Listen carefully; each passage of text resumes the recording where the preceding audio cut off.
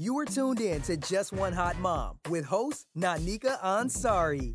Get ready, she's about to bring that fire, that flavor, that heat, all that passion, and more from around the world and in your neighborhood. Stay tuned.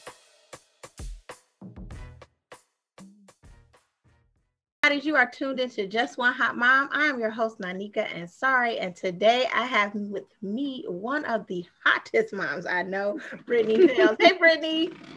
Hi. Hello. How are you this evening?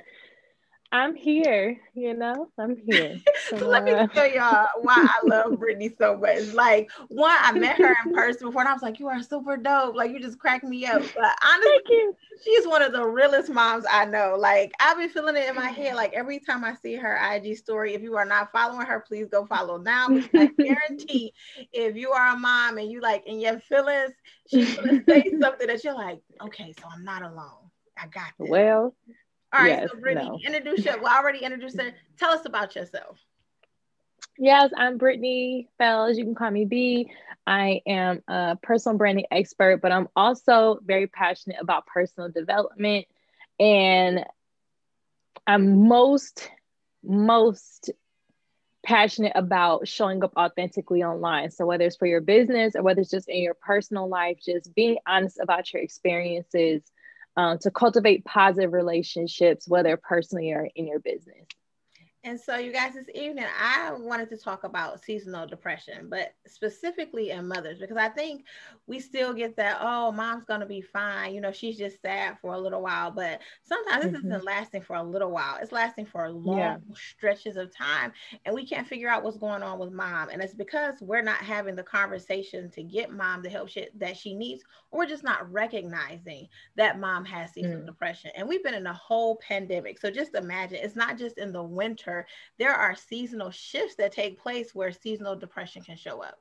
And so Brittany was like, she talks about it all the time. So I'm like, who else better to have this conversation with than somebody who is transparent about going through it? So what made you show up and start discussing your seasonal depression? Because I was tired of feeling alone about it. I didn't have friends in my personal life who were either aware of or honest about their seasonal depression or anxiety or anything like that. And so I decided to just be upfront and seeing who would respond to that call, basically. Just being honest with myself so that one, I can look back on those rough days and be like, oh, okay, well, I survived it. I can look back at other stuff I posted or said or conversations I had with other people and been like, man, I came a long way, or I survived that day, because sometimes that's really just what the mood is. And by doing that, I've been able to connect to so many different types of women and sometimes men, and have real and honest conversations about what depression looks and feels like. And so when you first started noticing that there was something going on with you, what did it look like for you? I didn't notice it. I, like a lot of people that I know, grew up in either the single Black mom household, or they were raised by the strong Black mom who just didn't take no mess. And we were so used to seeing them as kind of like a robot, really, where they didn't share a lot of emotion. It was more so crying behind closed doors and not really learning how to manage our emotions once we become parents, right? Like, I was totally fine and okay with crying and, reaching out for help when it was just me. I was a single person with no other responsibilities. But then once I became a mom, I kind of just looked back on what that looked like for me being raised by my mom. And there was not a lot of emotion being seen. And so when it came to actually doing something about my seasonal depression, it was the people outside of me, like my kids and my husband, who saw it, because I didn't see it at all. I just saw myself as being just a strong mom who holds it together, when really I was falling apart in front of my family's eyes, and I was way too prideful to see it. And see, I think that's the thing, though. We think that we're being strong. We think that we're doing everything our family needs. Like, I always talking like, I pay the bills, you have a roof over your head, you have clothes on your back. Like, I'm doing what I'm supposed to do. And then you discover like you're missing a part of parenting. Like, you're not showing them emotions. You're not showing them that it's okay to seek help. You're not showing them all the things that make them a well-rounded person that can ask for help. We're just showing them that we can be strong. And so I would like, for myself in that conversation, I'm like, I noticed one day I was like, I am really anxious. Like, what is going on with me? My heart is beating really fast. My palms are sweaty. I'm like, well, what's going on? Like, but I'm normal because I'm here, I'm working, I'm parenting. And then it wasn't normal. And so I'm like, I need to go have a conversation with someone. Yeah. So when your family discovered it in you, how did they present it to you? Was it like, you need some help, or was it like, my husband is a very, I won't say mild mannered, but he's a very chill person. Like, he does not get riled up by me, at least. Maybe he's just so unfazed by me at this point. He's not very riled up easily by me, right?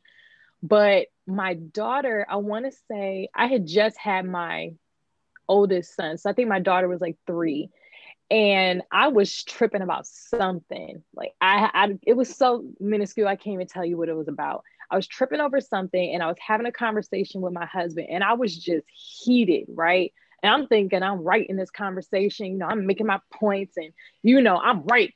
And then my daughter's 3 years old. She walks up to me. This little girl just walks up to me, and she goes, "Mommy, what is wrong with you?" And I was like,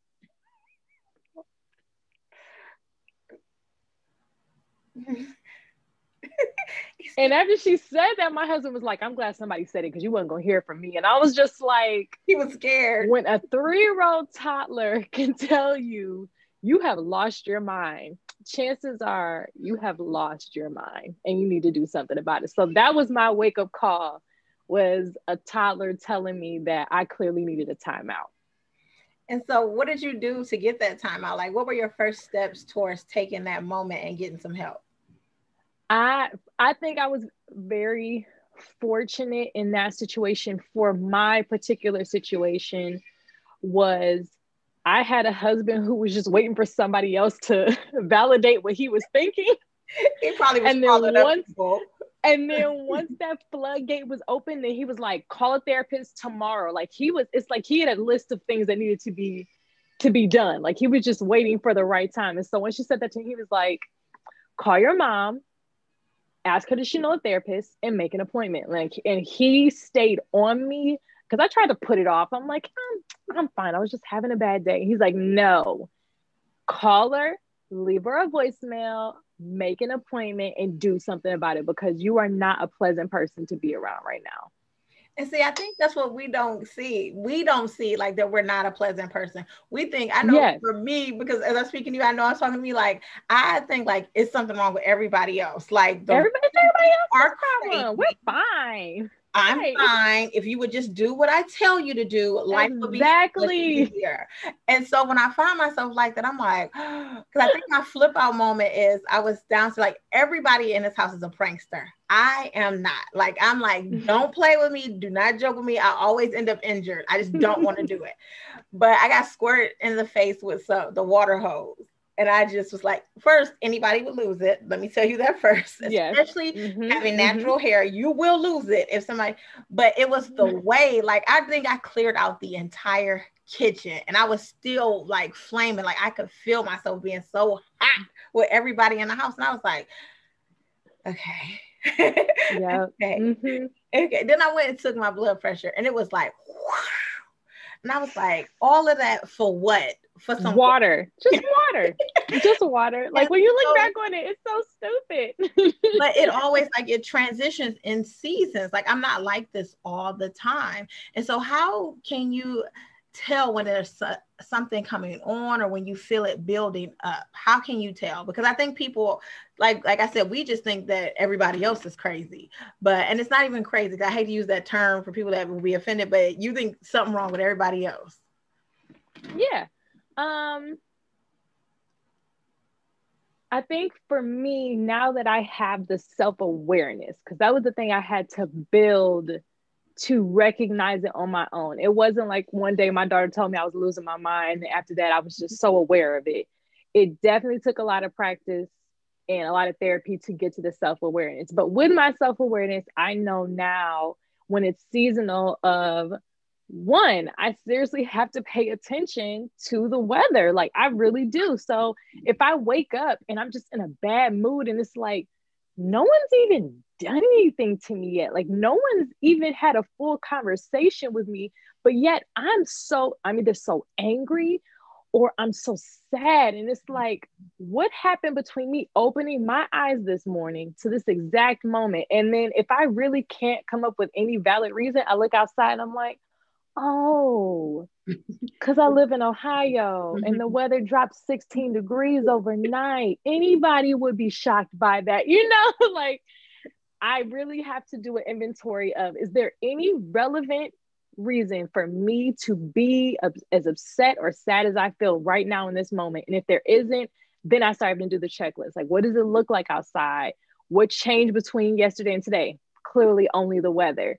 And that's when I can tell that what I'm dealing with in that moment is seasonal or whether it is something, because sometimes I'm wrong, sometimes it's not seasonal. And then I really have to do the inner work and introspective of what really got me to where I am today. Because it might be something valid, but I want to say 8 times out of 10 is not. So glad that she can be transparent and admit that, because I was like, what is it going on today? I'm like, oh my God. Like when it was nice and sunny outside, I was able to take a walk outside. I was able to feel the air. It just felt so good. And even now in the winter, I try to take a walk outside, but it is so dreary. Like you said, we're in Cleveland, Ohio.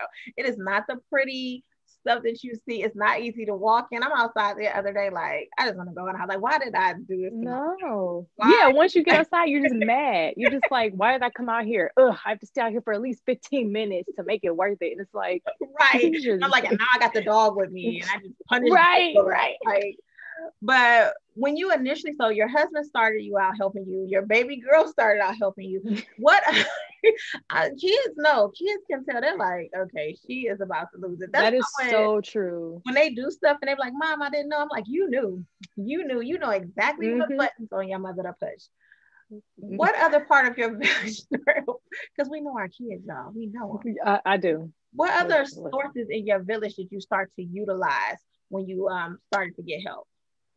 I started seeing what resources were available. So I started doing a lot more journaling, and when outside was open, I started going to events where I knew there would be other women like me. So whether it would be a mom or someone who is self-employed and maybe they understand the pressures of that, and putting myself in a circle with people whose home life looked more like mine, where I would have an opportunity to have more open conversations. Because like I said, at the time, I didn't have a lot of people in my life who had either a career or a home life that looked like mine. Like at that point, I had maybe 1 or 2 friends who had kids. I didn't have a lot of friends at that time who were married either. I didn't have a lot of friends at that time who were entrepreneurs. And I was doing all of those things at the same time on top of dealing with depression. So I knew there were other people with either my career or home life who they just had to be having the same kind of experience as I did. Like I knew that I couldn't possibly be out here doing it alone. And so I'm glad you said that, because I think people think you grow up with these people, you've been friends for 30 plus years, and you can't understand why you're connecting, but like different seasons call for different people in your life. And I know for me personally, like you said, I had to connect with other people that were moms of my age who maybe had been married, but are now divorced. It made a difference in what I was going through in that phase of my life to be able to have certain conversations. Like I can't talk to my single friends about what it's like. I have a 23-year-old, a 16-year-old, and an 8-year-old. That's already enough in itself. But and you can't have that same conversation with someone who hasn't had kids. They can only tell you so much, or you can only go into so much depth before they understand what it's completely like to be a mom. And so I like what you said earlier. You did the inner work. And I think sometimes we think we get a therapist and she's just supposed to solve all our problems. Like, you sit down, sis, I paid you this much an hour. Can you help me? Can you resolve what's going on to me? Right. How important is it to do the inner work so that you can understand what's going on with you? It's, if you're not willing to do that part, then you're wasting your time. You're wasting everybody's time. You're wasting your therapist's time. You're wasting your money. Yeah, I don't think it's possible to move forward, because I do know people who are just like, oh, we're talking about sage, I'm into doing this now and this now. And I'm like, but I know you, like, to be like, that sounds great, but I know you. And I know that you are not actually committed to change. Like, you can't just buy all of these things or throw your money at your mental health. You actually have to give it your energy too. So it was really helpful that I did find a therapist who gave me homework, who did not take my mess. Like, when I tried to make any excuses, she was like, unacceptable. You have to if you can't find a therapist, then you need to find a friend who actually holds you accountable and isn't afraid to tell you about yourself. If you are when I was constantly surrounded by people who are having the same exact conversation all the time, or enabling my bad behavior, that's when I realized I had to find another set of friends who did not have time for my BS, right? Because when you meet other people who are actually doing the work, they don't have time for your excuses. Mm-mm. So it's like, they can be compassionate, but they do not owe it to enable you. So that really helps. So when we're talking about finding different groups of people who understand what you've been through or what you are going through and can give you actionable advice, I realized that doing the inner work became less intimidating because I was meeting other women who had already started doing the work. And I could see how their perspectives and their abilities to control their own emotions was where I wanted to be. So I'm just like, well, if this is what she's doing, sign me up too. She bought that. That's in my Amazon cart. You saw me. I'm like, hold on. Okay. Right. What was it? Where you get that from again? Okay. Like, that was me. People miss that part of doing the work and making yourself available to do the work. Like, I'm too busy, or I need to sleep, or I need to be working on this, especially as entrepreneur moms, it's like, okay, I have this to do for this. But it's like, if I don't take care of the mental health part of my being, then I won't be able to focus on anything else. I can tell when something is going on because I won't be able to focus. I'll be in the middle of writing something and I'll do 10 other things and be like, why couldn't I just sit here and write this like I was supposed to? Like, it's 2 paragraphs. Why wasn't I able to do this? I know, easily distracted. But when you talk about doing the inner work and people not taking your BS, I think it's very important that we have people that hold us accountable, whether it's your therapist, your family, or your friends. Because I think, like, when people give us that little pat, like, you're gonna be all right, you're like, I'm not. But that doesn't solve anything. That was nice of you to say. Like, I remember my mom used to be like, go drink some tea. And I'm like, what is that going to resolve? Some tea? What kind of tea am I drinking that's going to fix that problem for me? Because I need to invest in that. Right. What kind of tea is that? Because I need that tea. Like, I just need an IV of tea. But it wasn't until I started doing some research. And that's the work. You have to research it for yourself. It's like, even in this conversation, we can only tell you what worked for us. You actually have to research what works for you. I wanted to ask you, why do you think that moms can pinpoint everything that's going on with everybody else and can get them help and know exactly what to do, but in our own selves, we just can't seem to be like, you need help, slow it down? Because we've been bred to do that. We mimic what we saw. That's the only thing I could think of, because I'm just like, logically, that makes no sense, right? Like, how are you giving 100% of your energy to everybody but yourself? That sounds stupid. But if that's the behavior that we've been taught for generation to generation to generation to generation to follow, there's no reason for us to question it, right? So when it comes to my daughter, I am very conscious of telling her that it is okay to communicate your emotions. And I tell her, if I've done something to hurt your feelings or make you upset, you are allowed to communicate that with me. I'm not saying you be disrespectful. I'm not saying you yell at me, but if I've done something that offended you or made you feel less than, or you feel like you're not getting something from me that you feel like your mommy should be doing for you, you are allowed to tell me those things. No one was having conversations with me like that. And you know what, people still are like, I preach this every single day. Like, the issues in our household are because we don't have conversations. We are nagging. We nag as parents. We are demanding as parents. We are, I'm the boss, you're the child. We use all those things that our parents used on us that we didn't like, and then we use them on our kids. And we use them as a weapon. We don't use them as like to make them grow and be a better person. It's a weapon. It's a defense mechanism. And so I'm glad you said like you're showing her, because I'm very big on verbal. And I even go so far as to be like, you can use one cuss word, because I'm sure like I'm sure in their minds they're thinking of that one word that would really describe what's going on. But I find like when I engage, so I host a little group of little girls, and I say, you know, like everybody has journals, and we only talk about what they want to talk about. Everything stays in the circle, because we needed that as little girls. We needed to have a space where we could go and talk to another woman and ask questions and all that. And because we didn't have that space, we grew up to be women who were almost afraid to have conversations with other women about what it was like to be a woman. And so do you think your daughter appreciates that space, or is she like, she's losing it again?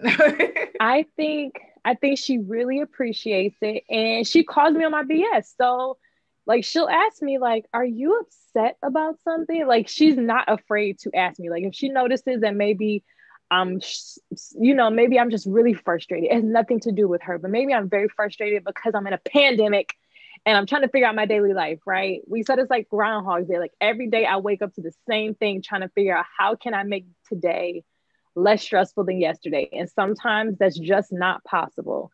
And so she'll ask me, she'll be like, are you okay? Did something or someone upset you? Would you like to talk about it? Or if I'm short with her, she'll say, I can do that, but you don't have to speak to me that way. And as much as our parents would be like, hey, that back, ooh, you knocked into next week. Remember, I thought you in this world, I could take you out. Right. I can't be mad at her for her. She's not being disrespectful. She's communicating with me like I told her she was allowed to do. So I can't tell her that she has a safe space with me if I'm punishing her for utilizing her safe space. So, and when she says that to me, she has a right to feel how she feels about the way I spoke to her. Now, if she's just being dramatic because she's sleepy or she's hungry, then that's a different conversation. But if it really is me taking out a frustration or a stressor and being short with her, someone who doesn't deserve that kind of treatment, then I can't be upset with her for being brave enough to say something about it, because no one gave me that kind of license growing up. I think that's the good thing about parenting now. It's like, you don't have to, what I try to get parents to understand is like, you don't have to use your parents' parenting style. You can develop your own. They didn't have a manual, like you don't have a manual. So who's to say that what they did is right? We have a unique opportunity with our children to help them become well-rounded people who can talk about their emotions, who know it's okay to seek help.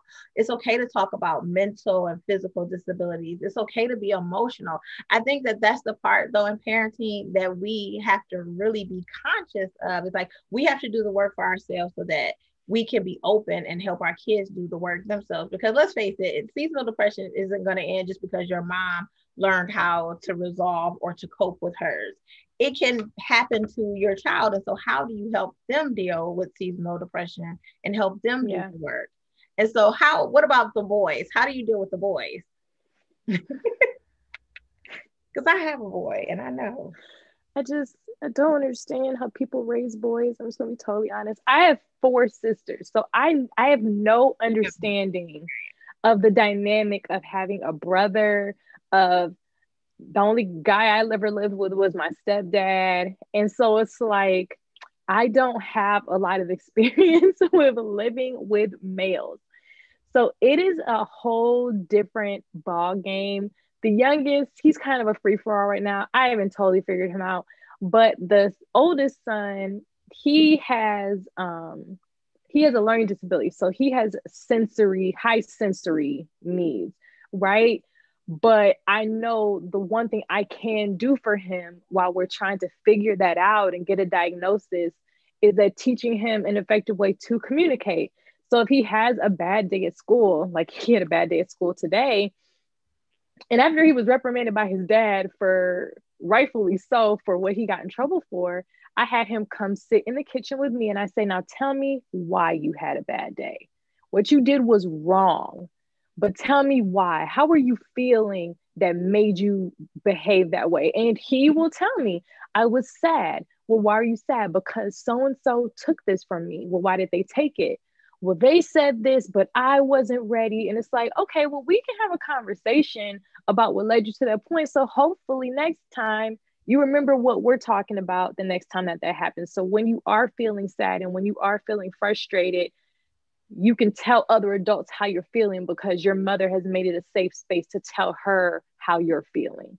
And see, I don't want to miss that with our sons because it's easier to relate to our daughters.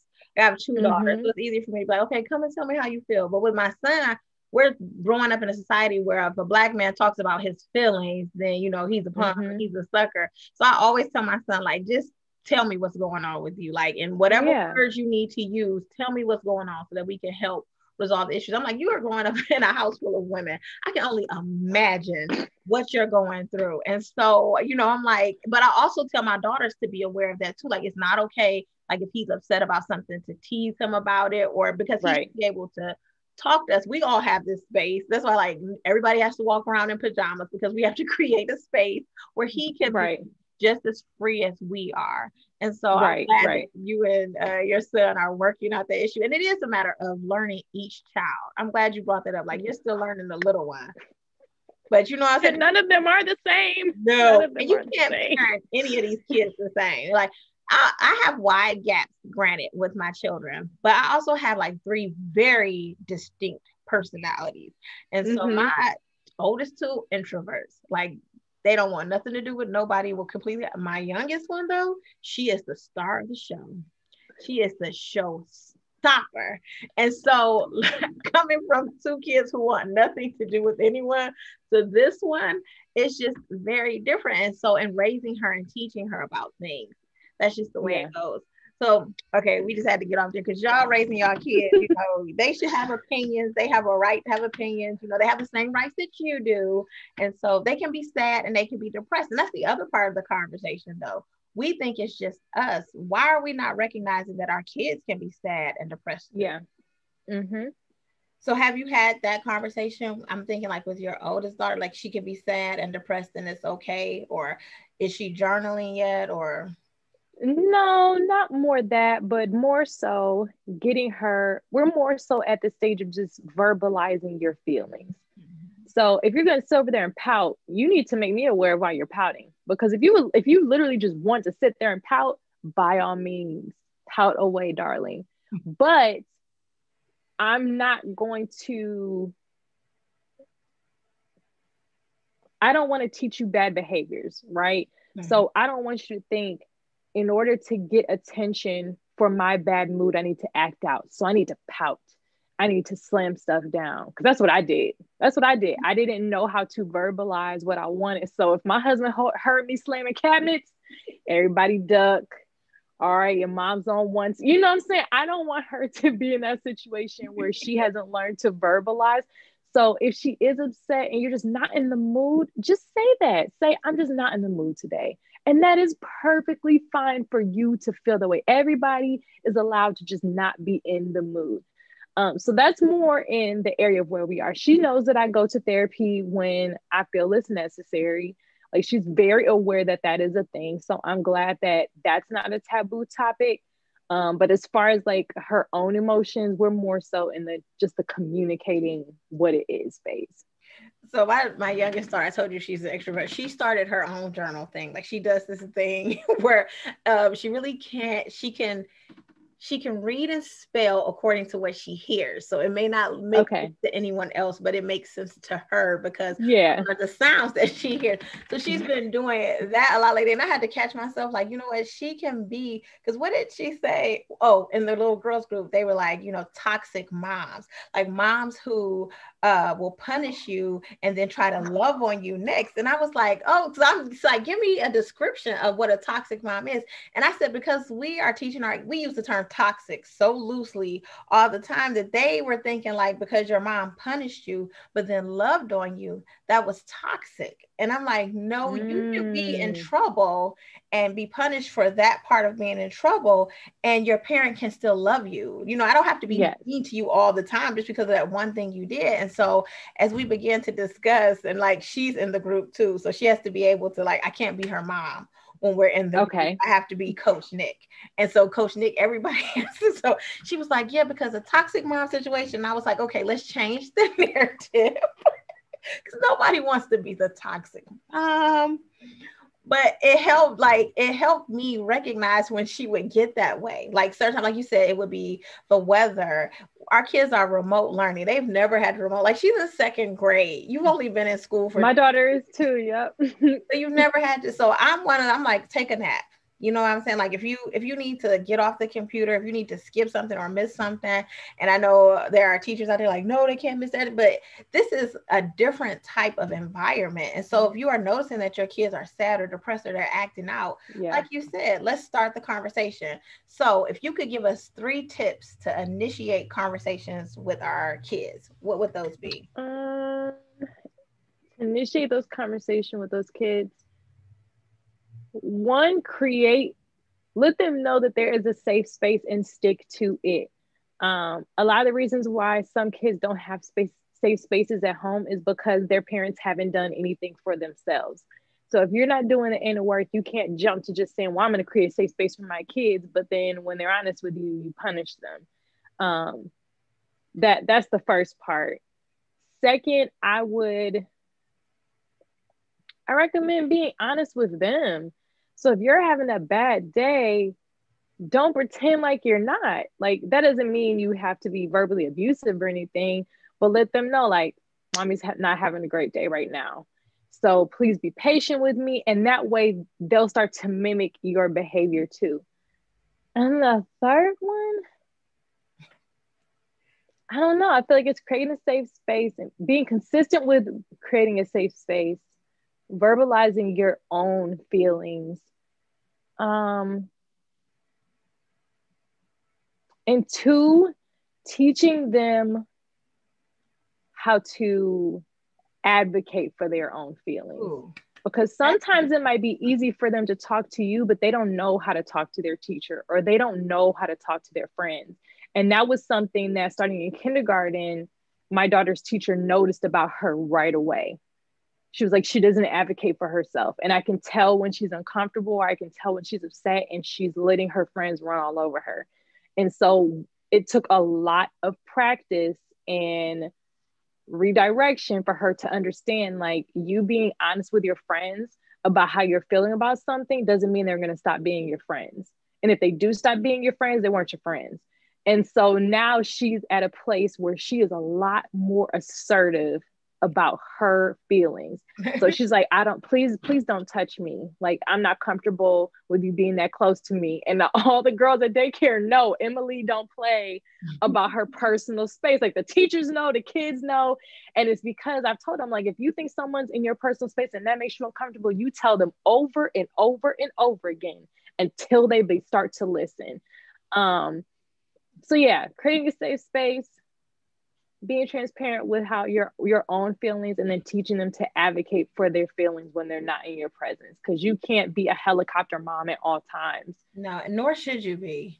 That's not healthy. So I'm so glad we got to have this conversation this evening, because like I said, I watch your stories and she's like, I'm not feeling it today. And it takes a lot of courage to step forth and to be like, because here it is, you're the branding bestie.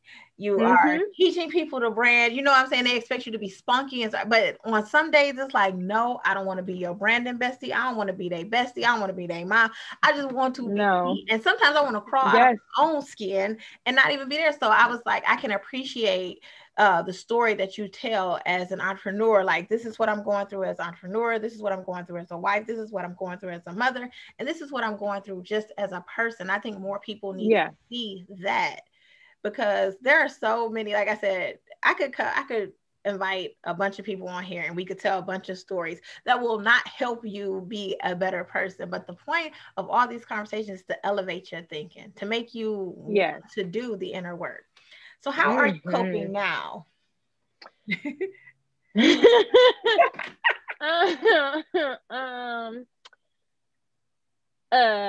So I wrote a list because you did tell me that you were going to ask for like how what I do to cope. So some of the things I've been doing to cope, the first one I am always giving to people is to ask for help. And I'm not saying you have to like be broken by the wayside and your life is spiraling out of control. Like, if you need your partner to give you an hour, you need to tell them. If you need your kids to give you, like the other day I told my kids, I was like, I need space. So I'm going to go in the other room, give me 30 minutes, and then I'll be back. And they cried. They bawled. You would have thought I said, you can't live. I just said, I need space, give me 30 minutes. And I had to not feel guilty about them crying. I was like, I'll be back. Who cares? Like, I need what I need for me so that I can be the best version for them. So asking for what you need. What was the other thing? Oh, and establishing boundaries. So after you ask for what you need, don't apologize for that at all. You know, because in most cases, if you have I'm saying a husband in particular, because it's just something about men prioritize their self-care like nothing I've ever seen in this world. I wish I could learn their way. Right? Like, men will just be like, this is what I need. And y'all just gonna have to get what you can get outside of me doing this. And I'm like, the amount of, and I don't want to say it's not self-centeredness, but selfishness in that moment. I wish that I had learned that so much earlier in my life. Like the way I watch my husband be like, this is what I need. So y'all got till 8:00 until this thing I need is happening. Y'all got my attention till then. After that, we done. It's like, I wish I could be that unapologetic. Like, I'm unbothered about what I need. Yes. What y'all got going on. Right. The boundaries are real. And so learning how to set boundaries and sticking to them.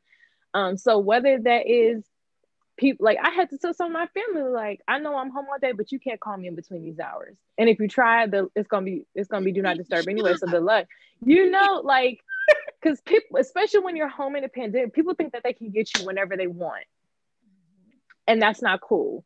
And they can only do that by you allowing them to. So yeah, asking for help, verbalizing what you need, setting boundaries around those things and not wavering on them. What was the other thing I said? Oh, find an advocate, whether that is your partner or your spouse, whether that is a sibling, whether that is a best friend, whether that is your therapist, someone who is going to advocate for you in the moments where you feel like you can't advocate for yourself. So if it's one of those seasonal depression days that you just cannot seem to pull yourself out, there needs to be someone at least one person in your life that you are transparent with, so that when they notice something with you is going on, they know to step in. So whether that is they call your job for you and tell them something's going on, whether they take your kids for an hour just so you can wrap your mind around life.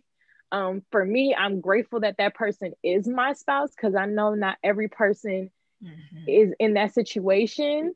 But he knows that when I start to get to a certain type of mood, it's like for him, he's so conditioned now to recognize those signs in me that he steps in, so that I don't have to keep doing it for myself. Like, I'm allowed to show this down, relax. Yes, there's somebody who's looking out for me, who's paying attention to me.